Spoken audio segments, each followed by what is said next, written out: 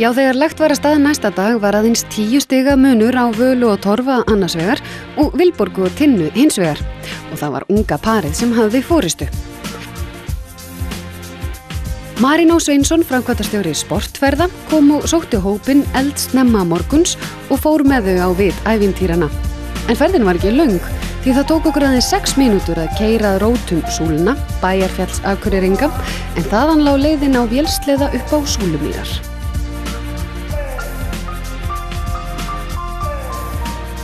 Núna í þessu færi þá sérstaklega hált yfir að passa ykkur rosalega vel. Þegar alltaf að hafa fæturnar á stigbrettunum, aldrei stíga út fyrir sleðan ef hann á ferð. Alltaf vera tilbúin þegar kemur beygja, þá hallið ykkur inn í beygjuna, farþeginn hallar sér hálfa leið með ökumanninum. Allir klárir? Yey!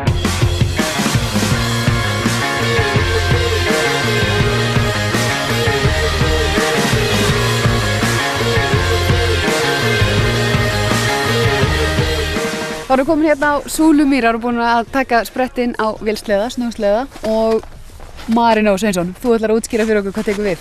Já, við ætlum að byrja því hérna í smá einstaklingskeppni að kasta exi í mark. 10 stig fyrir þann sem hittir mest og sennilega ég vona því að það bara einn í hópnum sem áttur að ná 10 stigum. Það erfitt að hitta þessu. Og Marino hafði svo sannarlega rétt fyrir sér. Verkefnið var erfiðara en það leit út fyrir að vera og aðeins einn keppandi náði að landa stigum en það var hann Hjörleifur sem krækti í 10 stig fyrir sitt lið. Jæja, þá eru næsta þraut. Þið fáið hérna 2 verkfæri, sérstaka snjóskóflu og sög. Þið að búa til hérna tening úr snjóskóflunni þegar rattan og svo að búa til merki N4 í kubbinn. Gjörðu þið svo vel. Í þessum hluta keppninnar skipti miklu máli að hafa röð handtök og vanda til verka á sama tíma. Metnaðurinn var svo sannarlega til staðar hjá keppendum og voru sumir reyndar frumlegri en aðrir og nýttu heita kakóið á staðnum til að gera lógóið enn sýnilegra. Já, við erum búin að fara hérna, það eru 3 lið. Við erum búin að vera að reyna að dæma út frá lögun, formi, hugmyndaauki, hraða og ýmsu. Ég held við séum sammála og sigurinn þetta lið. Sem þýðir önnur 10 stig fyrir Hjörleif og Helgu. Segðu mér, hvernig gekk í þessari þraut? Það gekk mjög vel. Við erum með alveg réttar mælingar. Það er alveg 50-50-50 og svo ætlum við að gera N4 logo hérna ofan á. Og það sá svo illa þá nákvæmum við að setja kakó hérna onni. Góð og frumleg hugmynd og ég segi sjálf frá. Og svo stal vinningsliði hugmyndinu okkar. Og það finnst mér bara ömurlegt. Við náttúrulega ætlum bara að gera flottan kaup og náðum hún reyndar ekki alveg jöfnum upp á skapliðum en við vorum fyrstar. Já, við vorum fyrstar. Já. Okkur fannst það eiginlega skipta máli sko. Nú var bara komin harka í þetta. Já, klárlega. Jæja, þá komum við næstu þraut. Þið fá svona snjóþrúgur, þið eigið að fara á ráslínu, spenna þær á ykkur þar, hlaupa hérna upp fyrir stikkurnar og niður aftur.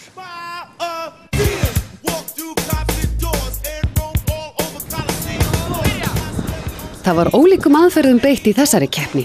Sumir eyddu miklum tíma í að binda á sig snjóþrúgurnar.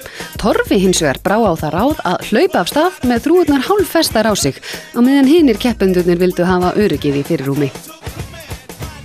Önnur á stað var Tinna en Hjörleifur fylgdi fast á hæla hennar. Það þurfti eitthvað verulega mikið að fara úrskeiðis til þess að Torfi myndi klúðra málunum sem hann gerði auðvitað ekki. Hins vegar var gríðarleg keppni silfrið sem lauk með því að Hjörleifur marði sigur með dramatísku lokastökki. Þar með náði Torfi að tryggja sér og Völu en önnur verðmæt stig í heildarkeppninni. Ok, þá erum við komin hérna í aðra keppni. Það er brunkeppni á Dalvíkursleðanum. Gamli góði magasliðin sem var notaður hérna fyrir 1 öld. Nú reynir á það hvað þið getið.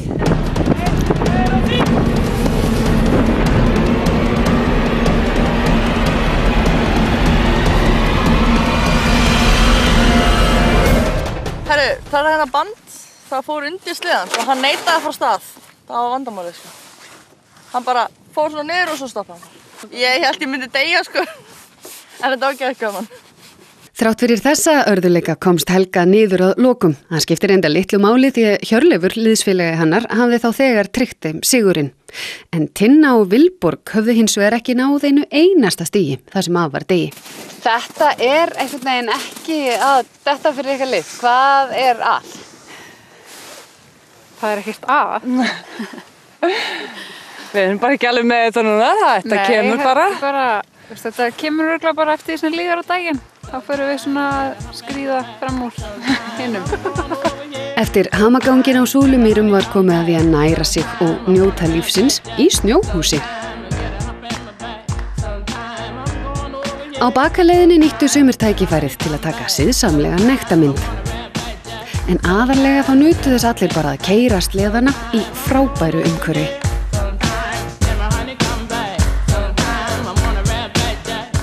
En næst lá leiðin til hennar Agnesar í Brugsmiðju Kalda á Áskóströnd. Ég býð ykkur velkomin hérna til okkar í kvöld. En hér framleiðum við bjór. Við framleiðum 1,2 milljón flaskna hér á ári. Agnes fræddi gestina starfsemi Brugsmiðjunar og fékk síðan alla með í leiki. Fyrst var það bjórpong, svo kallað. En það var hún Tinna sem var með þann leik alveg á kristaltæru og náði í 10 stig. Næst var komið að blindsmökkun og það var bjórsérfræðingurinn sjálfur Hjörleifur sem reið á vaðið. Fyrsti sem ég smakaði, það var húsbjórinn, kaldi í miðunni og læt síðastur. Þetta var náttúrulega alveg kolrangt hjá þér. Nú? Þú byrjaðir á að smakka light. Svo fékkstu ljósan kaldan en venjulega, svo fékkstu húsbjór. Og þá var komið að dömunum að spreyta sig. Blindsmakkun greinilega ekkert grín, en Vilborgu og Valdísi tókst nú samt að giska rétt á 1 af 3. Næst lá leiðin á gististað hópsins í sumarbústaðabyggðinni á Ytri-Vík í Dalvíkurbyggð. Allir komu sér vel fyrir, snæddu ljúffengan kvöldverð og skemmtu sér auðvitað konunglega fram á nótt.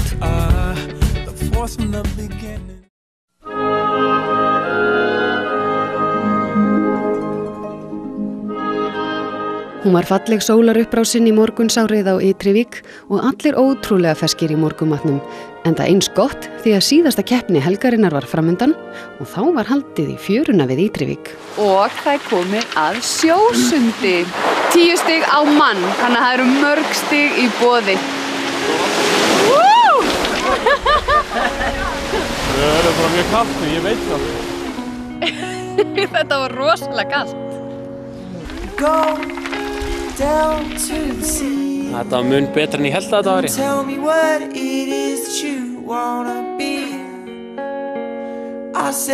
var mjög gaman að fara í sjósundi, já. Já, það var gaman. Mjög þægilegt að koma upp bara aftur.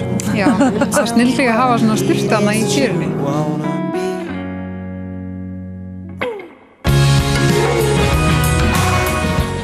En það var bara ógeðslega gaman. Eina var að við vorum nývöknuð, ísköld og ósofin. Ég var nú ekkert alveg á því að fara, sko, en maður verður nú að láta sig hafa það, finnst það, litlu krakkarnir gátu gert það, sko. Ég tók ekki einu sinni með sundskýlu niður þetta, sko. Meira þess að ég lét mig hafa að fara úti.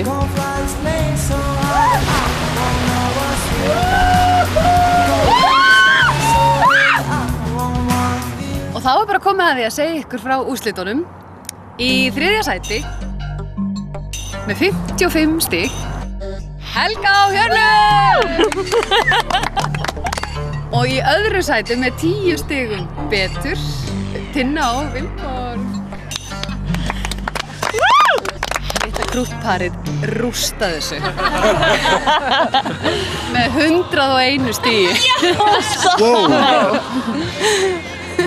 Og þau fá þetta verðlaun sem er ferð til Siglufjarðar. Þar fáið þið gistingu, út að borða á Rauðku, skíðapassa í norrlensku Alpana sem þið kalla í Siglufirði og morgumat í bakaríinu. Þannig að það verður bara gaman hjá ykkur að fara þangað og njótið þið ótrúlega vel. Takk fyrir það. Takk fyrir. Það var mjög gaman.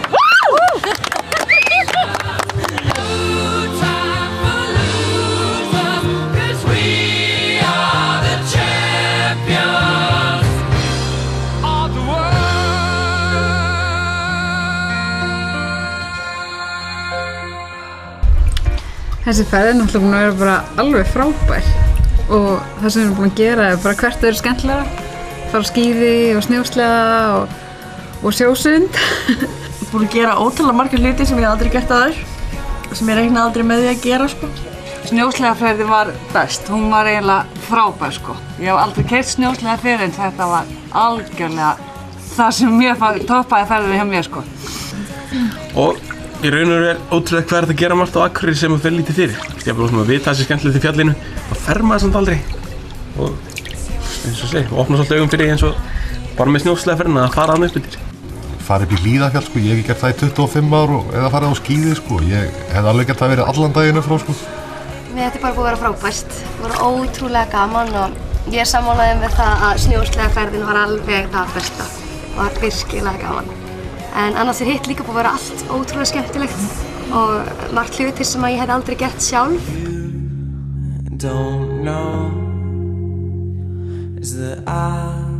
Þegar ég hugsa að þá var þrúguleipið líka rosalega erfitt. Já, og lyftuferðin, hún var erfið.